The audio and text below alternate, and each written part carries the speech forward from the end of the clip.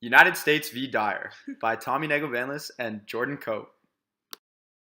The key actors in United States v. Dyer include the United States government, the U.S. Fourth Circuit Court of Appeals, a group of Somali pirates, as well as the United Nations through the use of the High Seas Convention and the UN Convention on the Law of the Seas.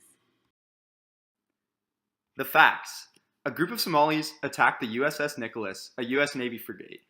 The Somalis were brought to the U.S. and convicted under 18 U.S.C. Section 1651 of piracy. The Somalis received life plus 80 years sentences.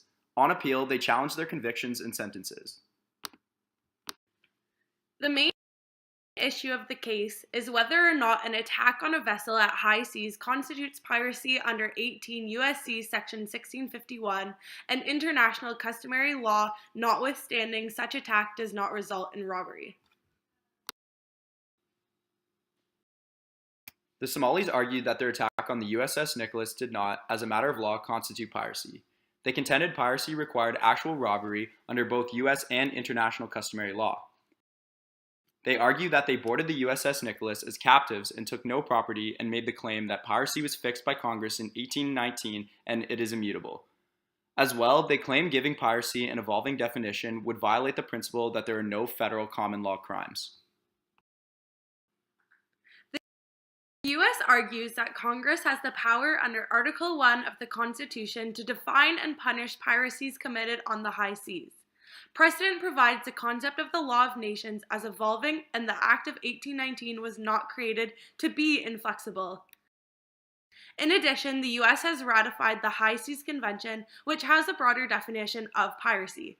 Therefore, Section 1651 incorporates a definition of piracy that changes with advancements in the law of nations. Supporting cases.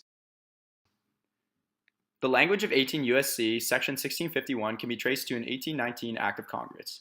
It defined piracy under the law of nations and held under the law of nations piracy was robbery upon the sea. The law of nations has evolved as to whether robbery is an essential element of piracy. Another supporting case comes from England's Privy Council, which states, "A frustrated attempt to commit a piratical robbery is equally piracy jure gentium," which supports the U.S. stance.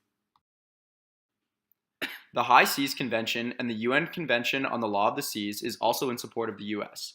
The UN has a broader formulation of piracy which states it is sailing the high seas for private ends without authorization from the government of any state with the object of committing depredations upon property or acts of violence against. Resolution and implications. The U.S. rejected the Somali challenge to their piracy convictions and life sentences and argued their actions came within the modern definition of piracy under the High Seas Convention and the UN Convention on the Law of the Seas. This definition continues to be espoused by the international community. The UN Convention on the Law of the Seas definition of piracy is customary international law. If the Somalis' position was accepted, U.S. law would not be in uniformity with the law of nations, and the U.S. would be prevented from exercising universal jurisdiction in piracy cases.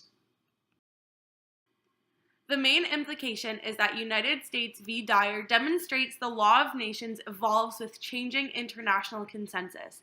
As well, this case may potentially change the way in which the U.S. courts apply international law. Overall, it ended up being an American victory.